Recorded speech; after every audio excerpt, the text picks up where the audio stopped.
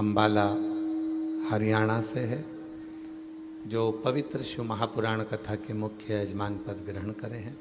श्री राजकुमार राठौर जी दिल्ली से हैं, वकील साहब, जो आज नाव में भी बड़ी सुंदर सुंदर भजन प्रस्तुत कर रहे थे। श्री प्रदीप बंसल जी दिल्ली से हैं, जो बाबा की कृपा से पवित्र शिव महापुराण कथा की दिव्यता प्रदान कर रहे हैं। श्यामेश्वर एवं एकांतेश्वर महादेव नोएडा, जो ऑनलाइन टीवी पर ही यजमान पद ग्रहण करे हैं। चतुर्वेदी परिवार झांसी से है, जो इस कथा को पूरा सूत्रधार से पिरोते हुए चल रहे हैं। श्री चंदन जी सोनी देवास मध्य प्रदेश से हैं, जो निरंतर प्रतिदिन श्रावण महीने में पार्थिव पूजन कर कर अपने जीवन को और संपूर्ण विश्व का कल्याण कर रहे हैं। श्रवण कुमार मिंटू भैया वाराणसी से हैं, जो पूर्व में भी काशी की कथा का, जब सतुआ बाबा जी कथा कराए थे तो उसमें यजमान पद ग्रहण किए थे। श्रीमती उषा अग्रवाल जी वाराणसी से हैं, बाबा की कृपा से इस वर्ष यजमान पद ग्रहण किया है। श्री अनिल जायसवाल जी वाराणसी से हैं, जिन्होंने बाबा की दिव्यता के साथ में इस वर्ष यजमान पद ग्रहण किया है, और बाबा से प्रार्थना करते हैं कि बाबा भंडार भरे, हर साल आपको यजमान बनाए, शिव की कृपा बनाए। और तेरी कृपा बिना न हिले एक भी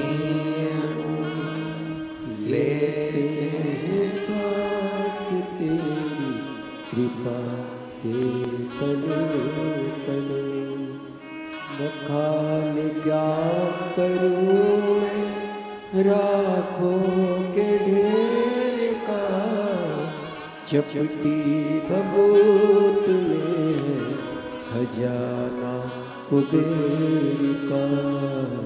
हे गंगरा मुक्ति द्वार ओंकार तू, भोले ओंकार तू, आयो शरण तिहारी शंभु तार तार तू।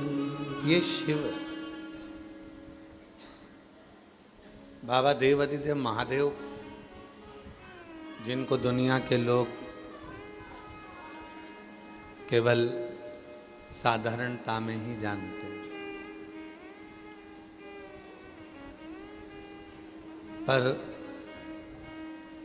दुनिया के जितने दुख हैं, दुनिया के जितने कष्ट हैं, दुनिया की जितनी तकलीफें हैं, बाहर का बेड़ा, दुनिया की जितनी तकलीफें हैं, दुनिया का जितना कष्ट है, अगर उस कष्ट को कोई मिटा सकता है तो वो केवल देव अधिदेव महादेव ही मिटा सकता है। केवल शिव, केवल भगवान देव अधिदेव महादेव, भगवान शंकर ही मिटा सकते। बस एक तरीका शिव को रिझाने का, एक तरीका भगवान शंकर को मनाने का होना चाहिए।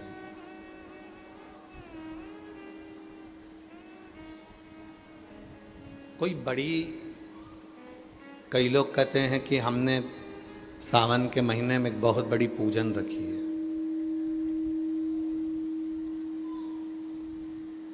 बड़ी पूजा और छोटी में कोई अंतर हो सकता है क्या? भाव बड़ा हो सकता है, भाव में अंतर हो सकता है, पर देवता में, पूजन में कोई अंतर नहीं। तो बेटा, पूजा में कोई अंतर नहीं। आप जिस समय हृदय से भगवान को जो दे रहे हो और प्रेम से उसको जो रिझा रहे हो, वो सर्वस्व है। आप सबको मालूम होगा कि जिस समय पर शिवजी ने विष पिया था, विष की जलन इतनी तेज थी, माँ जगत जननी जगदम्बा अम्बा नील सरस्वती के रूप में अंदर जाकर बैठ गई थी और माता का शरीर भी नीला पड़ गया था। आज भी जो बच्चे जिद्दी हो जाते हैं, बहुत ज़्यादा जिद करते हैं, तो नील सरस्वती का नाम लेकर शिवजी पे जल चढ़ाया जाता है और वो नील सरस्वती का जल नाम लेकर बच्चे को पिलाया जाता है, जिससे उसका जिदपन कम हो जाता है। मां अंबा जगदम्बा को मालूम पड़ा कि मेरे प्रभु ने तो विष पी लिया है, और वो विष भी कोई साधारण नहीं है, हलाहल विष है। हलाहल विष का मतलब मालूम है आप लोगों को? दो तरह का विष होता है। एक साधारण विष जिसको कोई भी पी सकता है और उसको बचाया भी जा सकता है, और दूसरे नंबर का विष होता है हलाहल विष। हलाहल विष किसको कहा गया? कहते हैं पूरी सृष्टि के जितने जहरीले जीव जंतु हैं, उन सारे जहरीले जीव जंतुओं का विष निकलवा लो, उस विष को अग्नि में पका लो, अग्नि में पकाकर उसका अर्क निकलवा लो, उस अर्क को भी और पका लो, पकाकर उसका और अर्क निकालो। ऐसे कौटी कौटी अर्क जब इकट्ठे हो जाएं तो वो विष जो बनता है वो हलाहल विष कहलाता है। मंथन में जो विष निकला वो साधारण नहीं था।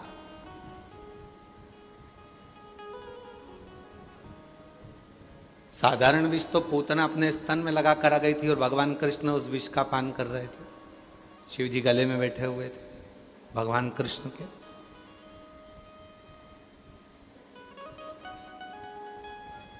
साधारण विष तो राणा ने मीराबाई के सामने पहुंचा दिया था।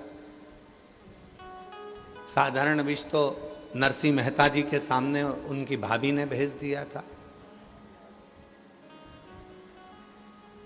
साधारण विष का प्रयोग कहीं पर भी हो सकता है, पर हलाहल विष का प्रयोग कहीं नहीं हो सकता। हलाहल विष केवल एक ही बार निकला है और एक ही बार पिया गया है, और भगवान शिव ने देख लिया था कि यह विष पीना कोई साधारण नहीं है, ये गले में पहुंचेगा और मेरे प्राण छूटेंगे। पर माँ जगज्जननी जगदम्बा अम्बा माँ दुर्गा भवानी स्वयं उस गले के अंदर जाकर बैठ गई, और जो माँ जगदम्बा गले के अंदर जाकर बैठी, बैठते से ही इतना भयंकर विष था कि माता का स्वरूप नीला पड़ गया। गले में बैठी इसलिए सरस्वती कहलाई है। कंठ में कौन बैठती है? जम के बोलो, सरस्वती। तो मां पार्वती जी जब कंठ में बैठी तो सरस्वती कहला गई, और शरीर नीला पड़ गया इसलिए उनका नाम क्या हो गया? नील सरस्वती। हमारे अवंतिकापुरी में बाबा जी आज भी अवंतिकापुरी में नील सरस्वती माता का मंदिर है। नील सरस्वती अवंतिकापुरी नाम पड़ गया नील सरस्वती। पर शिवजी भी नीले पड़ने लगे, कंठ भी नीला पड़ने लगा, सरस्वती भी अंदर नीली पड़ गई। तब दया नहीं आई थी, केवल एक को दया आई। कौन था वो? जिस वासुकी नाग को पकड़कर मंथन किया जा रहा था, और उस वासुकी नाग के शरीर के हड्डी जितनी भी नसें थीं वो घिस घिस के पूरी टूट चुकी थी। वो वासुकी नाग को दया आ गई, और वो वासुकी नाग तुरंत दौड़ा। शरीर बन नहीं रहा था तो भी जाकर वो वासुकी नाग शिवजी के गले से चारों तरफ लिपट गया। चारों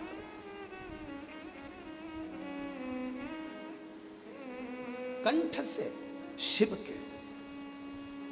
सरस्वती माता अंदर से देख रही हैं कि वासुकी ने गला शिव का लपेट लिया है, जिससे उनको विष की जलन ना हो, विष की तपन ना हो, विष का कंठ का जलन ना हो।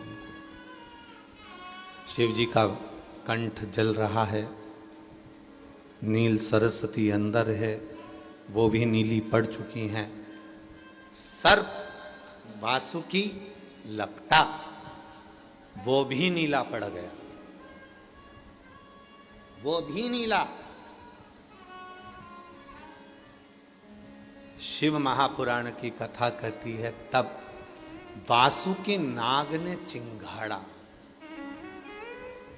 इतना तेज वासुकी नाग फुनकारा, उसके नील शरीर में से नील फुसकार निकली, और वो नील फुसकार आज भी नीले आसमान के अंदर हमें नजर आती है। जो ये अंबर, जो ये आसमान दुनिया के लोगों को नीला नजर आता है, ये कोई साधारण नहीं है, ये मेरे उसी शिव की शक्ति का नीलांबर है, उसी शक्ति नीलांबर। लोग कहते हैं नीला नीला अंबर कितना सुंदर, उस नीले अंबर के अंदर का दर्द कौन जानेगा। जब वासुकी नाग ने अपने फण पूरा के पूरा नीला हो चुका था, वासुकी नाग भी नीला हो गया था, तब वो वासुकी नाग ने अपनी फुनकार दी, और फुनकार इतनी तेज थी कि अंबर भी नीला पड़ गया था। आपके बच्चे यदि आपसे पूछें कि माँ ये अंबर नीला क्यों है, तो आप बताना कि यह कोई साधारण नहीं है, शिव की शक्ति का प्रतीक है। बोल बम का नारा है, ये कोई साधारण नहीं है। बाबा जी आज के समय में बच्चों को यह भी ज्ञात नहीं है कि अंबर नीला क्यों है, काय के लिए नीलापन अंबर में आ गया। और हमें तो ऐसा लगता है कि आप लोगों को भी स्मरण में नहीं होगा कि अंबर नीला काय से पड़ गया, नीला क्यों हो गया, अंबर का नीलापन क्यों है, किस लिए है। और ये जल थल अग्नि आकाश वायु पताल जो सब कुछ है, ये सब शिव का ही तो दिया हुआ। वो वासुकी नाग जो गले में लपटा हुआ था वो नीला पड़ गया था, उसकी फुनकार से ये अंबर नीला हो गया। वासुकी, अब शिव जी को अब जहर का असर नहीं था, सरस्वती मैया भी बाहर निकल चुकी थी, मां अम्बा बाहर आ चुकी थी। और जब वासुकी नाग एक कोटर में जाकर पड़ा हुआ था, तब मां अम्बा रोज भोजन बनाकर तैयार करती थी और वो वासुकी नाग को ले जाकर देती थी। शरीर बेकार हो गया।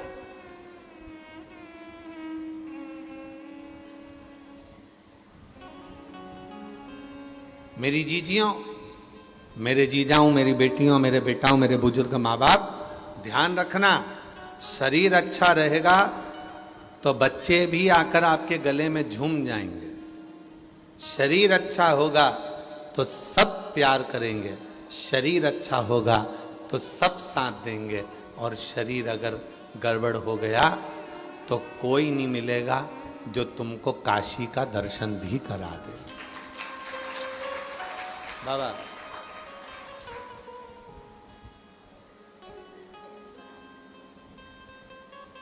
मुदगल जी बड़ा कठिन है, कह रहे थे कि महाराज जी घाट से सीढ़ियां ऊपर चढ़ना है ना विश्वनाथ जी की, तो थोड़ी टेढ़ी चढ़ना, एकदम सीधी चढ़ोगे तो थक जाओगे, थोड़ा तिरछा चढ़िए, टेढ़ा चढ़िए। बाबा जी को भी लग गया था महाराज थोड़े हेल्थी है ना,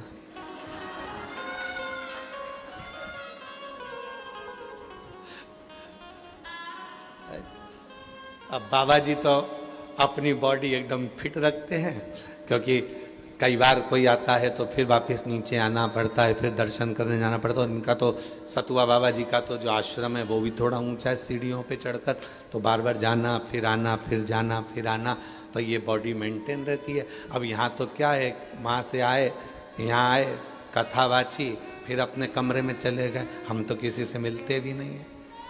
आप लोगों से मिले क्या? हमारा तो मिलना भी नहीं होता, मिलते ही। और केवल एक जगह से मतलब नहीं, हम कहीं मिलते नहीं, हमारा आदत नहीं है। कोई नहीं कह सकता कि महाराज जी हमसे मिल लेते हैं ना। हाँ, पीछे के 1-2 दिन रहते हैं, उसमें हर हर महादेव आपसे करते, मिलते हैं, ऐसा नहीं। तो बाबा जी को भी लग गया कि बाबा महाराज जी थोड़े से तगड़े हैं, तो ये एकदम तो सीधा चढ़ेंगे नहीं। तो इनको थोड़ा तिरछा चढ़ाया जाए तो इधर के घाट से चले, चलते चलते उधर तक पहुंचे, उधर से फिर इधर, फिर तुम्हारे पास फोटो वीडियो होंगे तो बता देना जरा, बता रहे हो? हाँ, कि भाई ऐसे ऐसे चढ़ रहे हैं, वो भी बता देना है, तो लोगों को ये ना लगे कि हाँ महाराज जी बोल दिए हैं। अब महाराज जी की तो स्पीड तेज थी, उन्होंने तो हाथ पकड़ रखा था, चलो चलते चलो। अब हमारी स्पीड तो स्पीड ही है, चले जाओ। अब इनकी 4 बार सांस चले, हमारी 25 बार चल जा, चलो।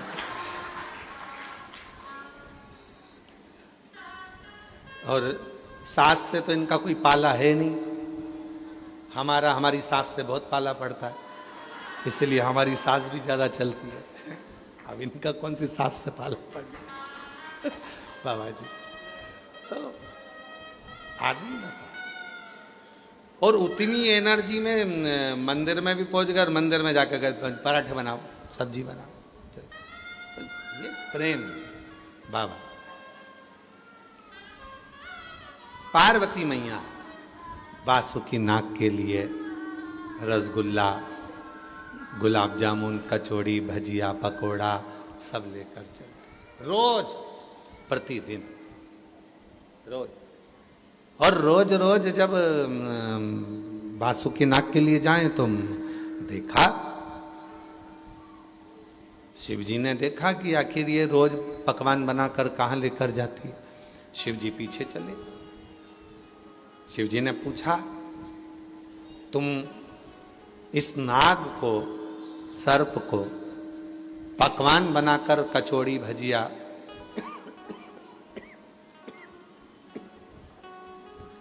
कचौड़ी, भजिया, पूड़ी, खीर इस नाग को, सर्प को क्यों खिलाती हो?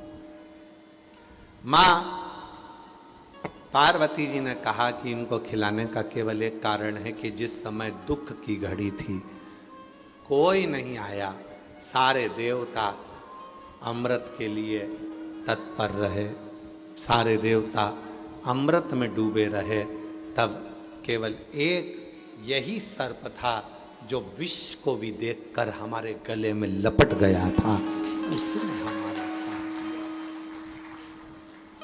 उसने हमारा साथ। और एक बात याद रखना अपने जीवन में,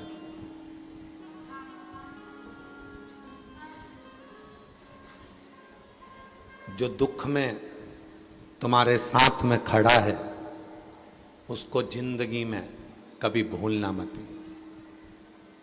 कभी मत भूलो। जो दुख में तुम्हारे साथ खड़ा, सुख में तो ढेरों खड़े हो जाएंगे, सुख में तो तुम्हारे बहुत सारे लोग खड़ा, वो मूल है। जो दुख में खड़ा है वो मूल है, जो कष्ट में खड़ा है वो मूल है। और अंत समय प्रभु आना पड़ेगा, वचन दिया तो निभाना पड़ेगा। आए ना आए प्रभु कुटुंब कबीला, अंत समय प्रभु आना पड़ेगा। वचन दिया तो निभाना पड़ेगा, अंत समय प्रभु आना पड़ेगा। वचन दिया तो निभाना पड़ेगा। जो तुम्हारे दुख में खड़ा है बस वही समझ लेना कि श्रेष्ठ है, वही श्रेष्ठ।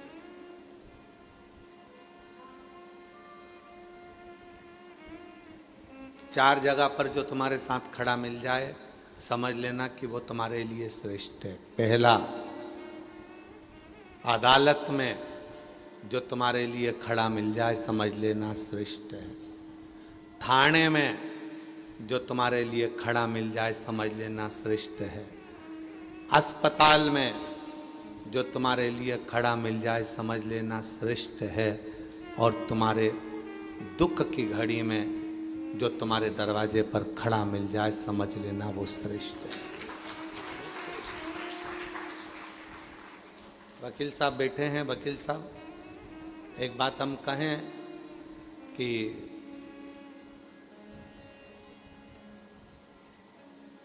आपने भी देखा होगा, जब अदालत में कोई केस पहुंच जाता है तो अपने साथ छोड़कर भग जाता है। बोलो सही है कि गलत? थाने में कोई केस पहुंच जाता है तो अपने भी छोड़कर भाग जाता है, अपने ही छोड़ दे बेटे। आपने देखा होगा, आप तो वकील हैं और दिल्ली जैसे कोर्ट में आप वकालत कर रहे हैं, तो जितने अपने होंगे वो सब छोड़ दें। तुम्हारी फेसबुक आईडी पर कितने लोग जुड़े हैं? अगर हम तुमसे पूछें तो कोई कहेगा 4000, कोई कहेगा 5000, कोई कहेगा 8000, इतने लोग जुड़े हुए हैं। तुम्हारे मोबाइल में व्हाट्सएप के कितने ग्रुप हैं? तो कोई कहेगा हमारे पास 10 ग्रुप हैं, कोई कहेगा हमारे पास 25 ग्रुप हैं, कोई कहेगा हमारे पास 24 ग्रुप हैं। पर सत्य बताना, थोड़ा सा बीमार पड़े, हॉस्पिटल में भर्ती हुए, जो 4000 तुम्हारे फेसबुक पर तुम्हारे दोस्त बने हुए हैं, उस 4000 में से कितने हॉस्पिटल में आके खड़े? जितने ग्रुप बनाए रखे हैं तुमने व्हाट्सएप पर, उन ग्रुप में से कितने लोग तुम्हारे हॉस्पिटल में आकर खड़े हुए? कोई नहीं। हॉस्पिटल में कौन खड़ा है? तुम्हारी धर्म पत्नी। हॉस्पिटल में कौन खड़ा है? तुम्हारा पति। हॉस्पिटल में कौन खड़ा है? तुम्हारे बेटा बेटी। हॉस्पिटल में कौन खड़ा है? तुम्हारा भाई, तुम्हारी बहन। बाकी के जितने तुमने व्हाट्सएप पे जोड़े हैं वो कोई हॉस्पिटल में खड़ा नहीं मिलेगा। हाँ, आखिरी में जब तुम निपट जाओगे तो वो व्हाट्सएप पे डालेंगे जरूर ओम शांति।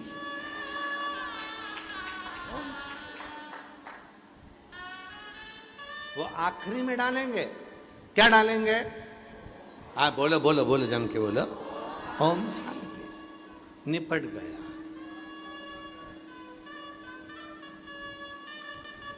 वो आखिरी में डाल देंगे कि ये जा चुका है, ये शांत हो चुका है, ये पूर्ण हो चुका है। तो कोई नहीं आने वाला, कोई नहीं। फेसबुक पर दोस्त बनाओ, इंस्टाग्राम पर दोस्त बनाओ, व्हाट्सएप पर दोस्त बनाओ, पर मैंने सारे सहारे छोड़ दिए, बस तेरा सहारा काफी है। मैंने सारे सहारे छोड़ दिए, बस तेरा सेटिंग नहीं काफी है। मैंने सारे सवारे छोड़ दिए, बस तेरा दवारा काफी है। मैंने सारे दरवाजे छोड़ दिए, बस तेरा दवारा काफी। वो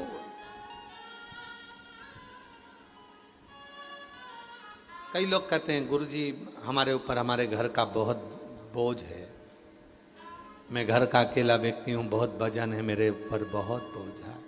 मेरी माँ, मेरे पिता, मेरे भाई बहन का पूरा वजन मेरे ऊपर ही है। हम उनको कहते हैं तुम किस्मत वाले हो, किस्मत वाले हो। आज हमने देखा जब बाबा जी नाव लगवाए तो चतुर्वेदी जी अपन लोग नाव से जब जा रहे थे तो नाव वाले ने क्या कहा था कि इधर वजन ज़्यादा है, इधर साइड हो जाओ। हुए वजन इधर का इधर हो गए। फिर हमने देखा कि एक नाव खाली भी थी और जो नाव खाली थी वो कहीं इधर जा रही थी, कहीं उधर जा रही थी, कहीं इधर जा रही थी। जिस पे वजन था वो एकदम अपने रास्ते पर जा रही थी। अब कई लोग कहते हैं गुरुजी भगवान ना जाने सारा वजन मुझ पे डाल दिया, माता पिता का, भाई बहन का सारा वजन मेरे ऊपर है। हम कहते हैं तुम किस्मत वाले हो, जिसके मस्तक पर वजन होता है, बोझ होता है, वो कभी अपनी दिशा से भटकता नहीं है, वो अपनी दिशा पर चलता है, वो अपनी दिशा पर चल रहा है, वो दिशा से भटकता है। बेटी कहती है मेरे मायके का मेरे पास बोझ है, मैं कहता हूं बेटी तुम साधुवाद के पात्र। बहुएं कहती हैं मेरे पास मेरे सास ससुर का बोझा है, हम कहते हैं तुम किस्मत वाली हो जो तुम्हारे ऊपर बोझा, तुम दिशा से भटकोगी नहीं, तुम कभी भटकने वाले में से नहीं।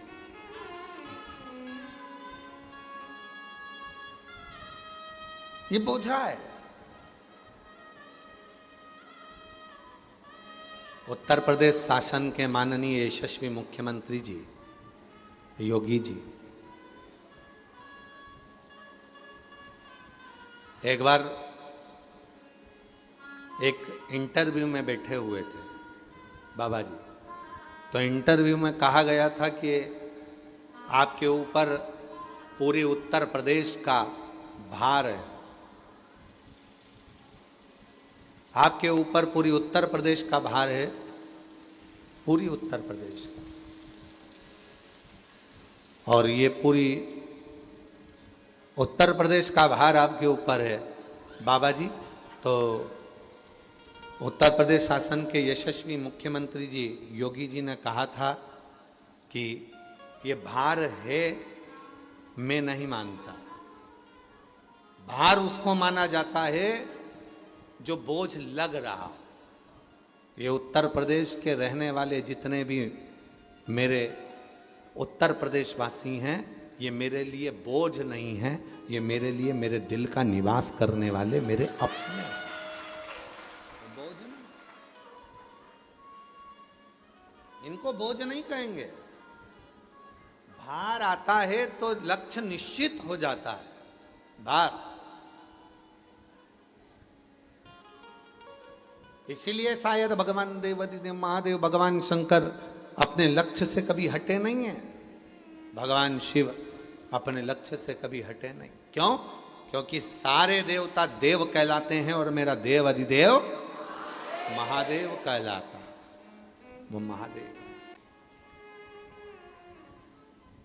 राम जी महाराज ने जितने यज्ञ करे हैं, भगवान कृष्ण ने जितने यज्ञ करे हैं, देवताओं ने जितने यज्ञ करे हैं, उन सभी यज्ञों का पुण्य फल मेरे शिव ही देते हैं। शिव, ये हल्का नहीं है। एक कथा शिव महापुराण में श्रवण करने को आती है महिषासुर के बेटे की।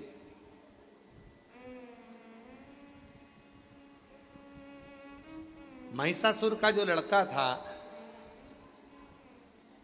वो बड़ा विद्वान था, बहुत चतुर था।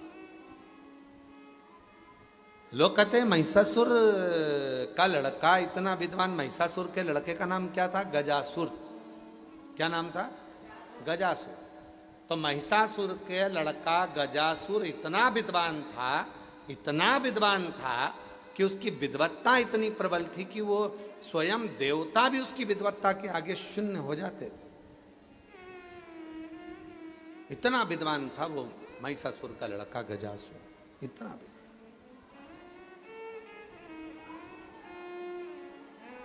शंभु शरणे पड़ी मांगू घड़ी रे घड़ी, दुख काटो दया करी दर्शन। शंभु शरणे पड़ी मांगू घड़ी रे घड़ी, दुख काटो दया करी दर्शन। ओ शंभु शरणे पड़ी मांगू घड़ी रे घड़ी, दुख काटो दया करी दर्शन।